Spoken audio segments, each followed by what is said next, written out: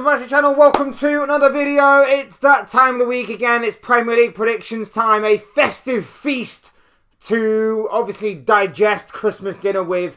One game on Boxing Day, a whole host of games over the weekend.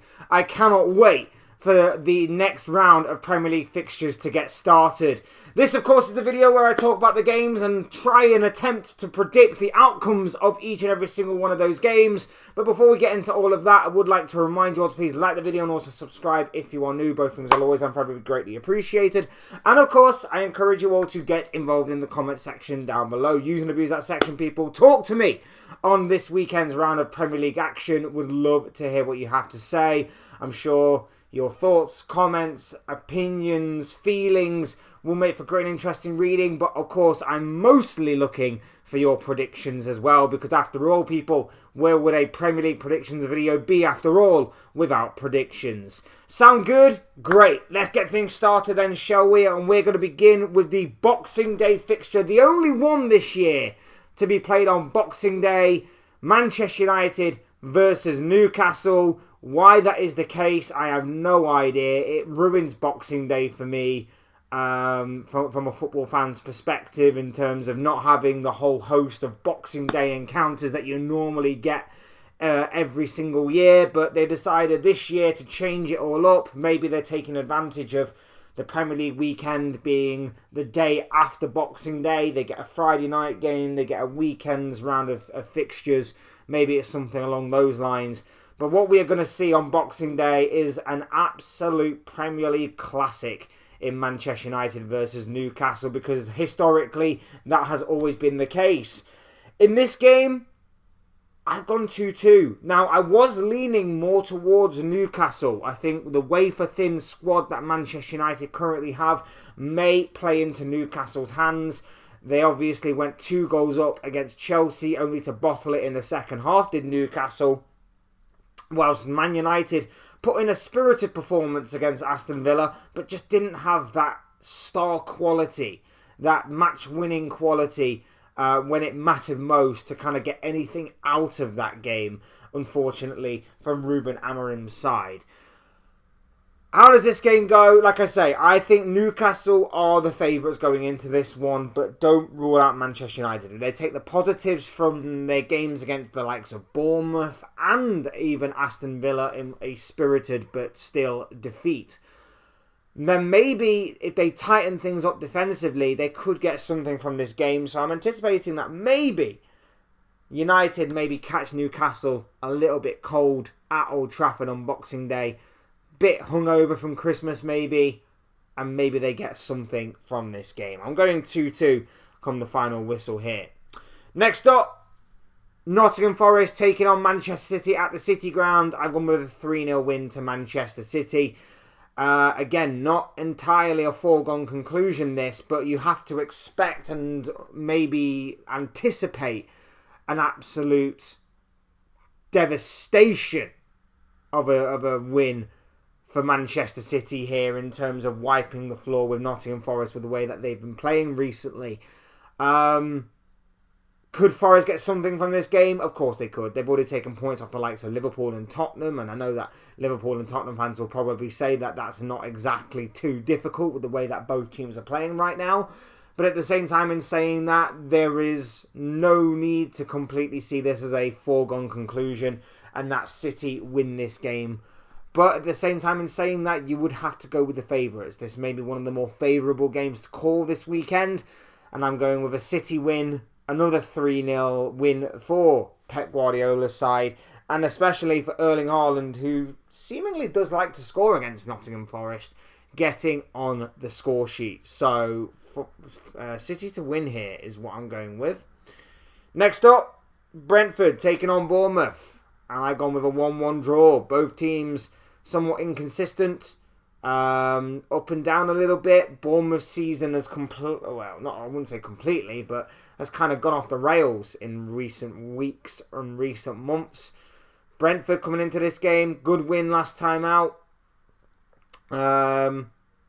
But again, they always do look vulnerable. They always look vulnerable in certain situations, and defensively especially. Like, I know they've got a solid goalkeeper, but defensively they will give you an opportunity, and it's about whether or not Bournemouth do take those opportunities when they present themselves. Again, I'm going more towards an away win for this one, but I do actually think that Brentford will get something from this game, which is why I have eventually called it down the middle after much deliberation and debate. I do think that Semenyo can be the match winner for Bournemouth, but also, you know, Igor Thiago not been at the races completely these past few weeks, but always has the potential to spring up when it matters most. Keeman Kelleher in goal for Brentford as well. Another big name player that can also stop Bournemouth as well. So I've gone 1-1 here. I've gone 1-1, but I'm not entirely confident, I have to admit. Next up, Burnley taking on Everton at Turf Moor, and I've gone with a 2-1 win to Everton. Now, I think Everton can see this as a very favourable game to get back to winning ways, but it won't be easy. We know that Burnley have been spirited, but they just lack the match-winning quality to turn some of their draws or even some of their defeats into draws or draws into wins, whatever it may be. They just lack the quality, the edge to really put up a fight in this league, in my opinion. So I am leaning more towards an Everton side who may have not had the best of times in recent weeks, but again, always can spring up with a win here and there, and I think this is going to be the most favourable game for them to do that. Everton to get back to winning ways at Turf Moor is what I am going for here. Next up, Liverpool take on Wolverhampton Wanderers at Anfield, and I swear to God, if we hand Wolves their first victory of the season at the 18th time of asking for Wolverhampton Wanderers, I might lose it. The match reaction might be an interesting one, to say the least. I've gone 2-0. I'm not entirely confident we keep a clean sheet, I must admit. I'm not entirely confident we keep a clean sheet. Wolves have actually been a thorn in the side of a number of big teams this season. You know, they've given the likes of Chelsea and Arsenal a bit of a run for their money. Aston Villa as well, a bit of a run for their money, and giving them quite a decent game. It seems that when the big teams come calling, Wolves often give them a good game, but they just lack the quality in the key areas of the pitch to really kind of punish teams.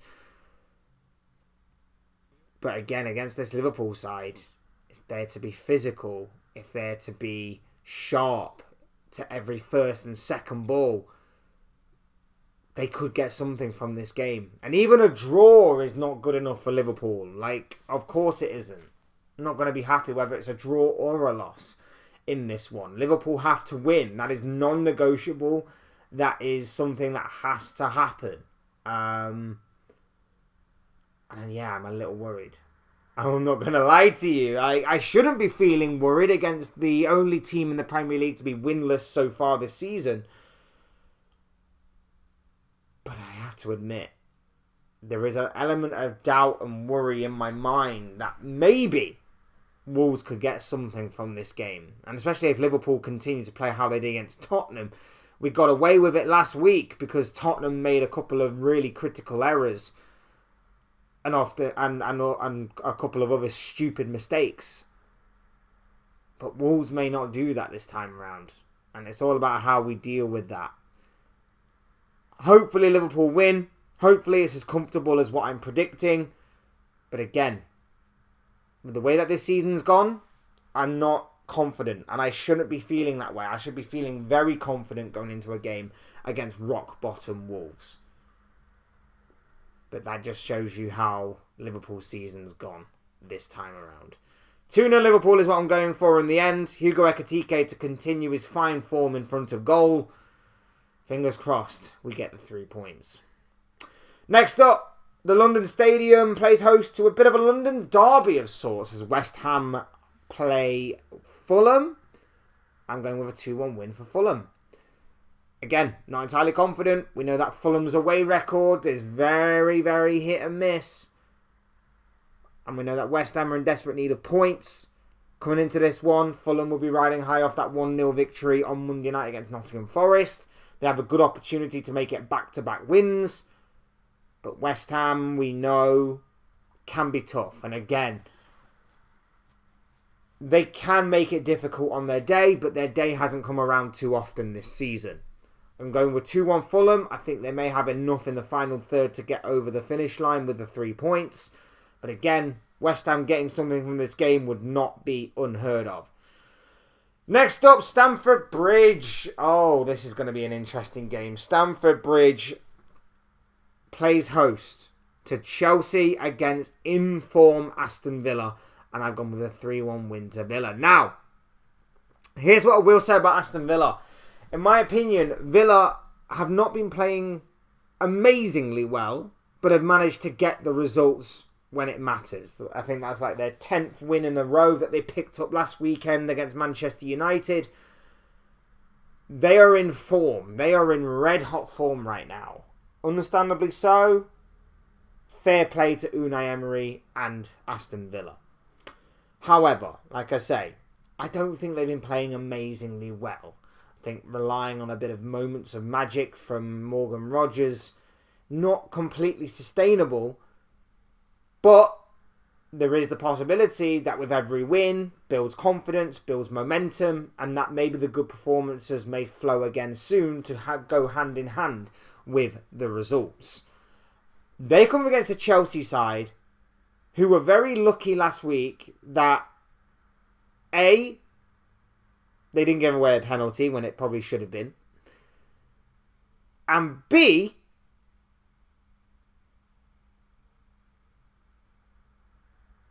they had Newcastle bottle a 2-goal lead last week. Newcastle pretty much dominated the majority of that game. They just couldn't put the game to bed. They just really couldn't put the game to bed. Chelsea were allowed back into the game. A couple of moments of magic. But Chelsea, you would feel against a better side in Aston Villa. In terms of better depth, maybe. In terms of more confidence in the team. A stronger mentality with Aston Villa and Unai Emery. May struggle. If they find themselves a goal or two down, it might not be as easy as what it was to get back into the game last week. Villa to win this game is what I'm going with. I think they'll put in a good performance as well. And I think they will continue their amazing run right now, putting real pressure on the teams that are above them in Manchester City and Arsenal. Next up, one of the Sunday games is Sunderland against Leeds United at the Stadium of Light, and I've gone with a 2-1 win to Sunderland. Sunderland still unbeaten at home this season and are flying high at the Black Cats right now, doing really, really well. I'm going with a 2-1 win. I know that Leeds picked up a massive win against Crystal Palace last weekend. I know that Daniel Farke's side have been a little better. Been a little better than what obviously they started the season with. They picked up a few good results here and there. And like I say, last week was definitely one of those. I just think against the Sunderland side, at home crowd, really up for this one. I think this is a favourable game for Sunderland to get back to winning ways and to get a win under their belts. I'm going with Sunderland to get the job done in this one and get the 3 points. The penultimate game on this list comes from Selhurst Park.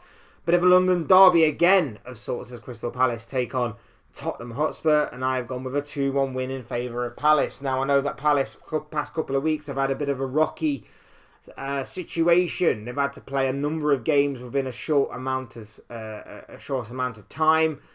2 games in 48 hours. I think 4 games in, about 9 days. 9 days. Something along them lines. It's not been amazing for Palace. They've had a tricky start. They're kind of a victim of their own success in that regard. Having to be played all those games in that amount of time. And it's going to also be interesting because Tottenham obviously have a decent away record, but they are going to be missing a couple of key players for this game through suspension. Romero suspended. Xavi